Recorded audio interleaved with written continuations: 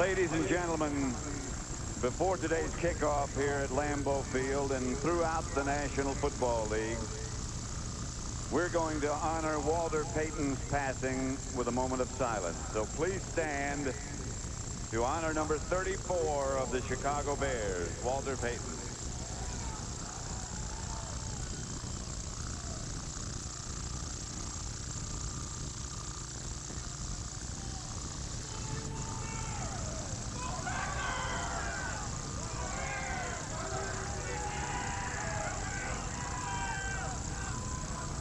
Sweetness, thank you for touching us all.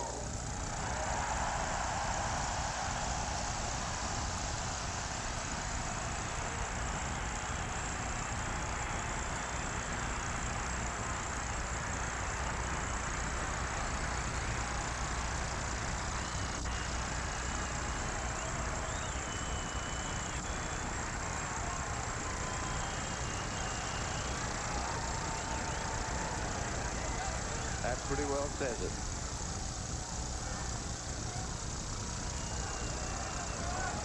You know, if everyone that plays this game would look and say, how should I play it? They ought to play it the way Walter Payton played it. Throughout this day, we'll be honoring Walter and cherishing the memories that we have of the great number 34 of the Bears. We did 32 of his games. Yeah, over the years, we did so many of those games. And, you know, and he was so much fun to watch because he did it all. I mean, you know, he would run and he would catch and he would throw and he would block and he would tackle. And he was just a complete football player. Glenn Milburn gets the opening kickoff. Milburn out to the 35-36. Let's look at the Bears offense. It'll be led by Cade McNown, the rookie from UCLA. And his offensive line is doing a good job. Blake Brockermeyer, Todd Perry, Villarreal, James Williams, the big cat at right tackle, Enos, Ty Hallock, Ingram, Robinson, and Alonzo Mays. Cade McNown, he's left-handed. Nothing doing as Enos is hit by Butler. And let's look at the Green Bay defense now. They've been under fire, as well as the offense, as well as the coaching staff, as well as Brett Favre. That's the front four. Gilbert Brown, there was some question about whether he'd be able to start and play. He is starting, he is playing. Jude Waddy, Bernardo Harris, and George Kuhn. William Sharper, Butler, and McKenzie in the secondary. Here's McNown back to throw it. Up the middle to Milburn. Flag on the play, the ball is loose. The Bears fall on it. You know, it was interesting, Pat. You can really see what the Packers are thinking defensively here. They want to gang up on the run on first down, and that's exactly what they did. They got that 8th man up there, and Leroy Butler, he made the first tackle for a loss right at the line of scrimmage, just beyond the line of scrimmage. Then on second down, now they get second and long. They go to a 3-man line, and you can see that they're in the 3-man line on third down, too. So play run hard on first down, pass on second and long and third. There was no penalty. Macy Brooks makes the catch and gets the first down for the Bears from McNown. You know, Cade McNown looks pretty calm back there. You see, we were talking about the packages that the Bears like. You see, they put 3 wide receivers over here, 2 wide receivers here, and the only one they have in the whole backfield is the quarterback, Cade McNown. So then this is the throw to the left side, the side of the 2 wide receivers. Enos over the left side, stopped right at the line of scrimmage. There was no penalty on that play a few plays ago. They picked up the flag, so there was no penalty. The Bears operate quickly. They get a lot of plays in. So if there's something like that, and there really is no delay, they get a play run in a hurry. Yeah, and you can see again on that last first down, the Packer defense going to gang up on that run on first down and then play a little softer or pass defense or nickel on second and third. Second and 10, McNown the throw. Looking, and he can run. He's a good runner. Incomplete. Had a man. Ingram was open. He just couldn't find him. You know, what they're trying to do is get Cade McNown to stay in the pocket and read his progression. And then after you read your progression, if there's nothing there or you get flushed, then you go and you run. Because earlier when this is the third game he started, but earlier what he would do is he would start to run before he read his progression. And he said he'd like to read his progression while he runs. But once you start to run, then that's the end of your progression. Then they go into a scramble mode. McNown under pressure. Couldn't find anybody. I think trying to set up a screen, Leroy Butler put the heat on. Those screens are getting tougher and tougher now. You know, it used to be that the lineman would continue to rush the passer.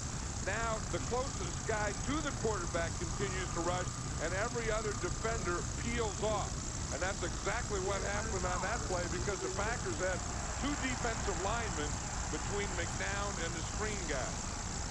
Sauerbrunn back to punt it. And Desmond Howard deep for Green Bay. Stay away from it. The Bears down it at about the 24-yard line. And the Packers and Brett Favre get a chance to take over, and Favre is about to start his 117th consecutive game. Okay, let's do it. 1 potato, 2 potato, 3 potato, 4, 5 potato, 6 potato, 7 potato, 4. Enter Southwest Airlines, take your team to the Super Bowl sweepstakes, and you could win a free trip to the big game for you and 10 friends. My mother said to pick the very best one, and you are not it. Now, how you choose them, that's up to you. For details, go online or visit any gate at Southwest Airlines, the official airline of Super Bowl 34.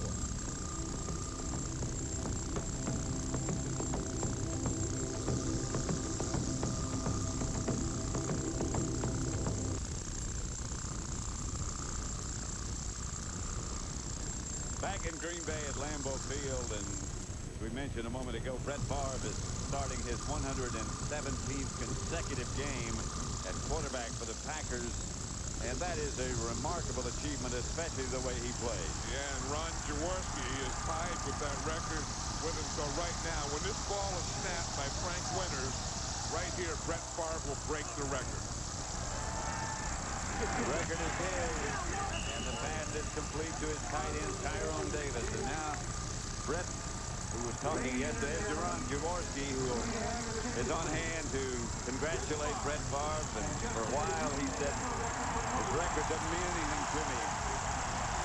But he says, the more I think about it, the more it means. Not as much as a victory, perhaps, today, and getting things back on track. But here he comes. They're going to give Brett Favre the ball now. He's going to come over and shake hands and give a hug to Ron Jaworski. I'll tell you, to do something like this, you have to be special. You have to be You have to be mobile. You have to play under a lot of pain. You have to be a real good player just to be a starter that long. You talk about being mobile. Jaworski was sacked about 160 more times than Favre has been sacked when he put together that streak originally. That just shows you something about Favre's mobility and his capability. See that wristband that we talked about earlier? It says check downs on both sides. That means those little short passes to the back. 11. Right now, let's go down to the sideline. D.J. Johnson. I'm down here with former Eagles quarterback Ron Jaworski. Ron, you just passed the torch to Brett Favre. What do you guys say? Obviously, that's the key to playing 117 straight games, and Brett Favre is one tough customer. It's great to see in his career. That position is, did you ever think that record would be broken, honestly? Not in today's game. They're bigger, faster, stronger, quicker, and meaner, DJ. I know that feeling. Thanks a lot, John. Thank you. Back to you. Favre comes out of there. I'm not so sure they're meaner. Are you? No, and they're not all bigger either. You know, some positions like defensive backs have really gotten smaller, but I'll tell you, they are strong, and you know, because they lift weights and do all those things, and they hit, and then you play in artificial turf and all those things. This is a tough game, and to play it. You got to be a tough person. They all are tough. And then to have a record like Brett Favre just broke is pretty admirable. Well, you think about Jaworski breaking that record or setting that record on artificial turf, and in Philadelphia, that's as hard as a brick. This field must be hard too.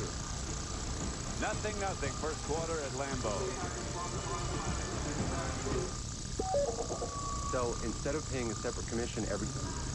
Back at Lambeau Field, Pat Summerall, John Madden, Green Bay and the Bears. You're going to see Keith Burns right there. And you see he comes in and then he starts to go inside and it looks like he got his ankle. Looks like he twisted his ankle there. Keith Burns is the leading tackler on the Bears special team. So you look and you say, you know, he doesn't play a lot as linebacker and stuff, but he's a special teams guy, has more tackles than anyone else. You can tell which foot or ankle it is. You can. Doesn't have a shoe, a sock, or tape or anything on there. They completely dismantled that left foot. Excuse me, John. This is a new field. There's Dick Duran, the head coach of the Bears.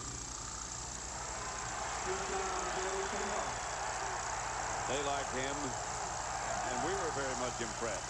He sure stays on an even keel, doesn't he? He really does. McNown. Incomplete, intended for Ingram. See, this is one of the things that the Bears saw. You know, we talked about earlier that what the Packer defense was going to do was gang up on that first down run. So then the Bears come out and said, if you're going to be up there and you're going to gang up in the first down run, what we're going to do is come back and throw on first down. McNown's limping around a little bit. Watch this. I mean, if Gilbert Brown taps you, he's going to knock you down, and you're going to get up limping. Pitch back to Edgar Bennett. Ex-Packer, stopped by Bernardo Harris. You know, Bernardo Harris is really coming along as a middle linebacker. I mean, you can just see him getting more and more comfortable at that position. Yeah, and then you'll be able to read, because the quicker as a middle linebacker, the quicker you get that initial read, the quicker you can get that first step. And it's all about initial read and first step in being a great middle linebacker. Now the Packers go with their nickel package. 4-man front, 3-man rushers. High snap gets away from McNown, who wisely just falls on it. Yeah, those are the things that those centers worry about. You know, we were talking to Frank Winters about that, and and saying, how do you like the shotgun? And he said, it's okay, but the only thing that you worry about is that snap. And that was a wild one. Yeah, you hope that snap comes out at 3 o'clock, and when it comes out at 12 o'clock, then you got your quarterback going backwards. That was a little bit past midnight. That's where you don't want to you don't want to snap that thing at midnight. Sauer run gets off a good kick. Desmond Howard will have a chance. Not much happening. The Bear coverage is good. Here is Zuma. Rookie they're very high on. Makes the stop. Light that shined on everybody that met him. And when I was around him, he treated me like a brother. He'll be missed by all of us. 0-0 at Lambeau Field. The Bears Packers. 1st and 10. Green Bay on their own 43. Favre. Jeff Tomlinson makes the catch. The second tight end who struggles for first down. Here's the Packer offense led by Brett Favre. 117 consecutive starts. Joanne Druzy starts at left guard. Winters, the longtime center. Levens and Henderson in the backfield. Strader and Antonio Freeman wide, and Tyrone Davis. Davis through his hands. Let's look at the Bear defense now.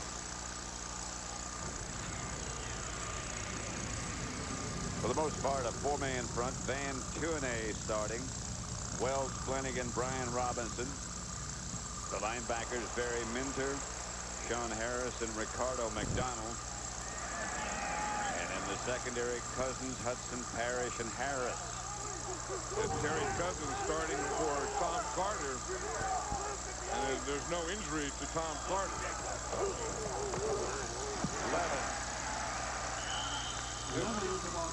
Talking about injuries, though, Pat, Cade McNown is over there on the sideline. He's on the cart, and they look like they're looking at his right leg.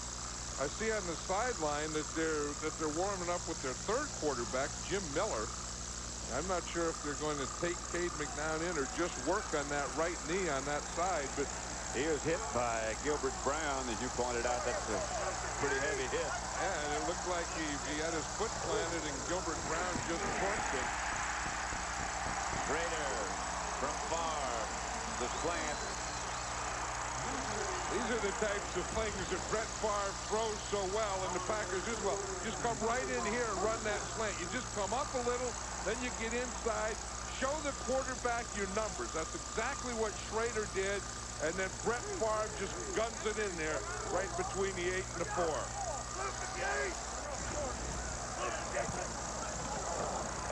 Favre again. Incomplete. Let's go down to D.J. Johnson for a second. Yeah, I'm not on camera. I'm down here with Cade McNown, and Cade is sitting here, and he says he has problems moving from side to side, and that's when he's feeling the pain. Walking straight, it seems not to bother him too much, but when he goes from side to side, he said he's feeling the pain. Back to you, Pat. All right, Cade McNown will have to wait and see if he comes back. This is 11. You know, it's interesting, Pat, with Cade McNown, you know, if he can't come back, you know, as we said, then, you know, Jim Miller is warming up, and they don't have a third quarterback. Shane Matthews, of course, isn't active today, so they list their third quarterback as Marty Booker, who is a rookie wide receiver. In fact, they're just telling us right now that Cade McNown is out for the game. So Jim Miller will be the quarterback, and he will be the only quarterback other than the emergency quarterback, wide receiver Marty Booker. Favre changing the plays, but man in motion, stands in the pocket, swings it back across, close to a first down to Antonio Freeman. This is one of the things that Brett Favre was talking about yesterday is having to get the ball to Antonio Freeman. On Monday night, he only caught 2 passes, and everyone said, where was Freeman? And Brett Favre thought that they were trying to throw too many deep passes to him. And he said, if you look at Antonio Freeman, he doesn't have a lot of speed, but he's a strong guy, he's a good target, and he runs well after he catches the ball. They waited a while, but they finally moved the chains, and that indicates Packer first down. And you can see on that graphic there that he's thrown 4 times to his tight end today, which was one of the goals of the Packers. That's 11. To the 20. The other goal of the Packers is to get Dorsey Levens to run, and he's something, you know, as a teammate, you know that he's going to get better as the game goes on. And as an opponent, they probably know it too. You know, because if you look at Dorsey Levens, you always kind of start slowly. And then, you know, not very good in the first quarter, not very good in the second quarter, but then in that second half, he really comes on. Levens is a big guy, good pass receiver, in very good shape. For last year, he missed part of the year with a broken leg. Inside the 20, about the 19. Van Tuene made the stop. And I think part of it is he gets a little stronger, and then the other thing is that the defense starts to get a little tired, because you just look at him. In the first quarter, he's 2.8 average. Second quarter, 2.6. Then look what happened at halftime. You know, I don't know what he eats or drinks, but then he goes 5.7 in the third quarter, and then 4.7 in the fourth quarter. Here goes McNown, headed for the Bear locker room. Hard drop. Goes high over the head of Corey Bradford. I'll tell you one thing, Brett Favre, you know, that was an incomplete pass, and they're going to have to try a field goal here, but he is quickening everything up today. I mean, he's He's getting back. His drops are quicker. He's getting rid of the ball quicker. He's getting back and having that thing flying out of there, which really means if you're doing that, the pass patterns are also shorter. From 38 yards away, Longwell will try to put the Packers on the board and ahead. That's plenty long enough. And that's good enough. 3-0. Well, this one kind of gets away from him here, doesn't it? Well, plus they put a new crown on this field when they put this new surface down.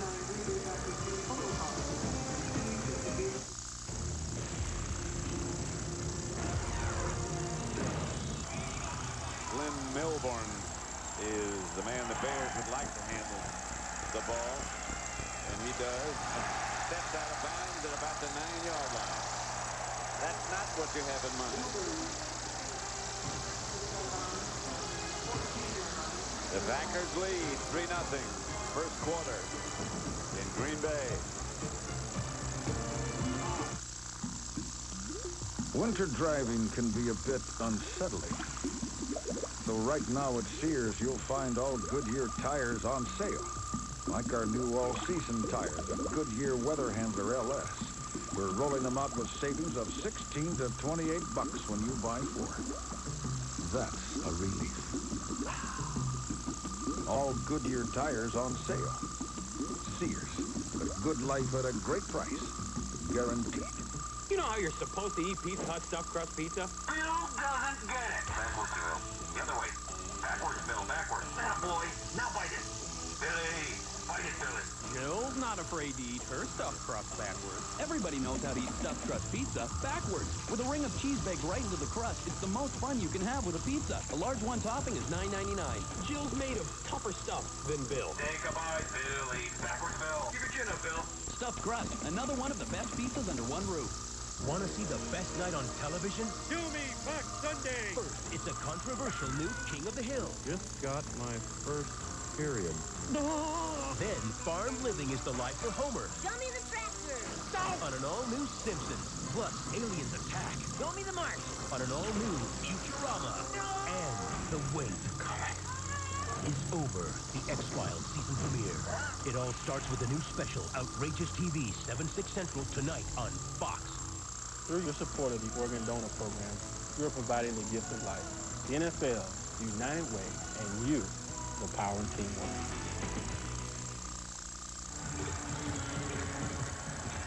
I spoke to Cade McNown as he was rolled away, and Cade said he took a shot from the side. He said he felt it immediately. He knew something was wrong.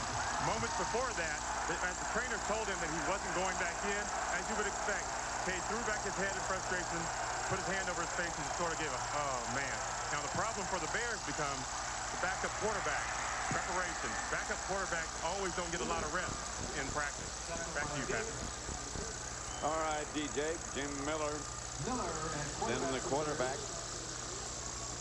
Jim Miller did come in for Cade McNown. Right. Cade McNown started against Tampa Bay, and Jim Miller came in this year, and you can see that you know what he did there. He threw for 117 yards. And that was in August 24th against the Buccaneers. I remember back in '96 when he started for the Pittsburgh Steelers. Yeah. There was a big thing there. He was with Pittsburgh, and Jim Miller was the talk of the preseason, and he was going to be the starting quarterback. In fact, Bill Cowher named him the starting quarterback. He did, and he started the first game. And I think it was against Jacksonville, and then he was replaced by Mike Tomczak, right? The old Chicago Bear quarterback. And he didn't play for 7 or 8 more games after that. But I remember '96, he was the talk of the preseason. They thought he was going to be one. James Allen, the ball carrier.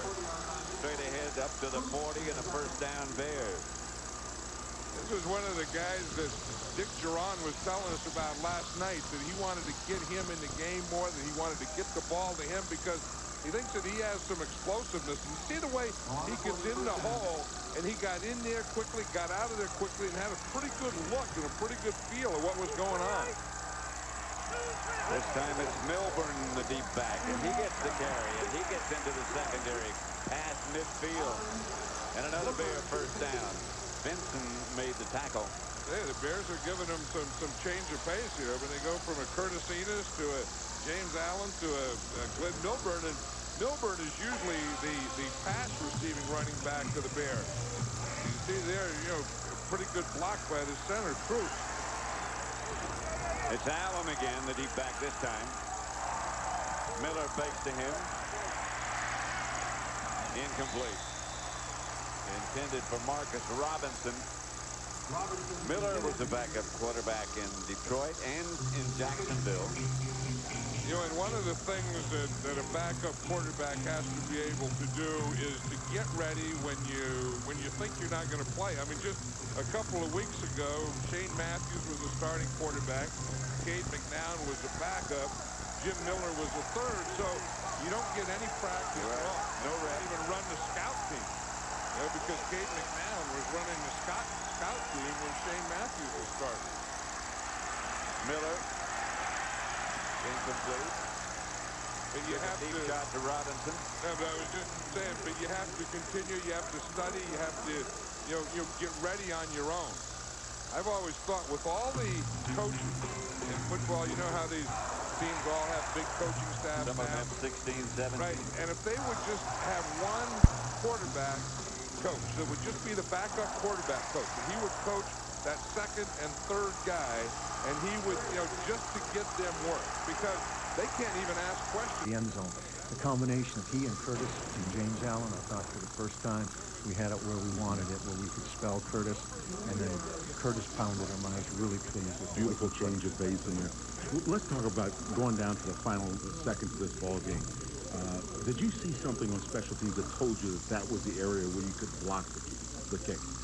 Well, we prepared all week. I mean, like any team, you prepare against what you think you're going to see and where you think they may or may not have a weakness. That block wasn't any different than the other ones, than the other kicks.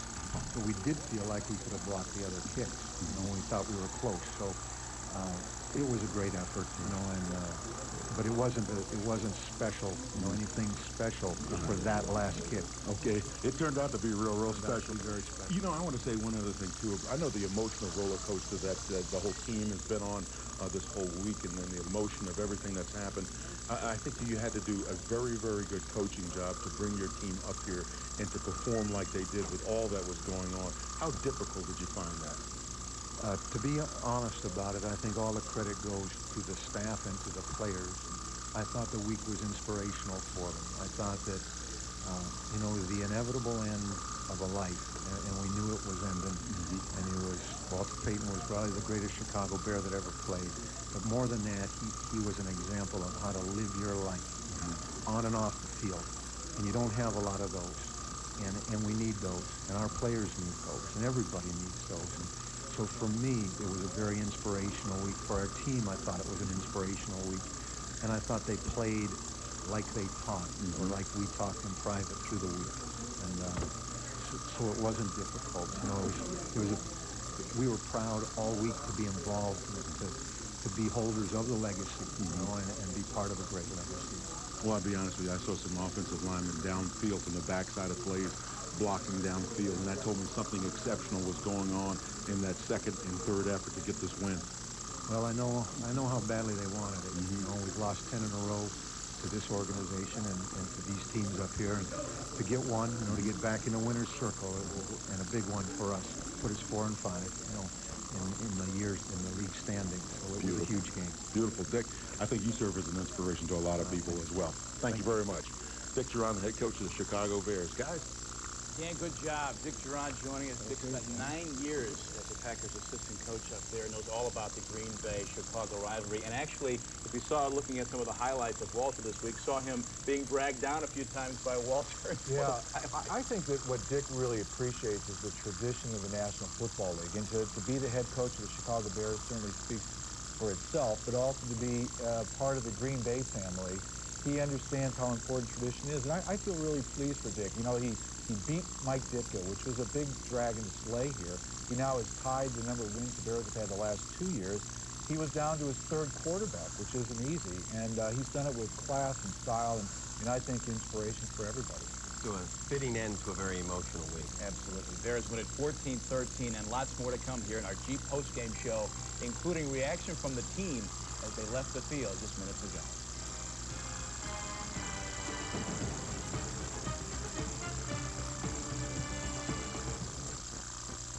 Week 9 in the National Football League, and what a week it was. Some great finishes in games between teams involving big-time records and heavy hearts, and a surprise finish for the Bears and Packers.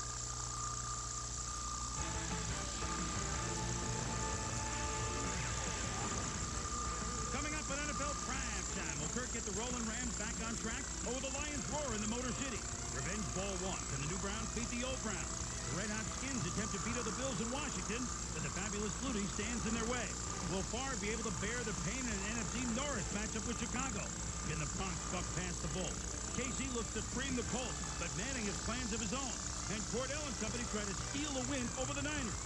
NFL Prime Time. Coming up next.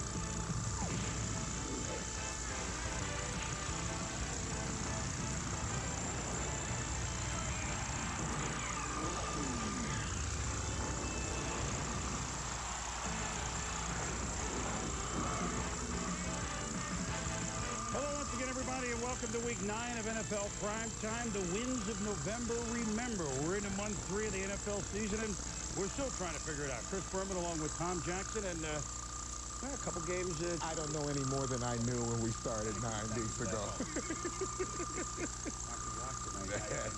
I tell you what, in Cleveland, they needed this game. 4 years ago, the Browns left, became the Ravens, and now 4 years later. No sign of the owner, Art Modell, but in Cleveland. Witness for this game for 4 years. If there's one game the Browns want to do is to burn the Ravens. It was almost, early Thanksgiving? Is it Capon? Here, $4.50, ticket $50, no more Modell. That's priceless. But I tell you what, there was very few priceless moments for the Cleveland Browns. One was after a field goal, they recover an onside kick by Raymond Jackson, makes the play as Phil Dawson kicked it. But Tim Couch, you know what? Baltimore has a very good defense, and unfortunately for Tim Couch and company, they were reminded of it as Dwayne Starks makes the pick in the end zone. Yeah,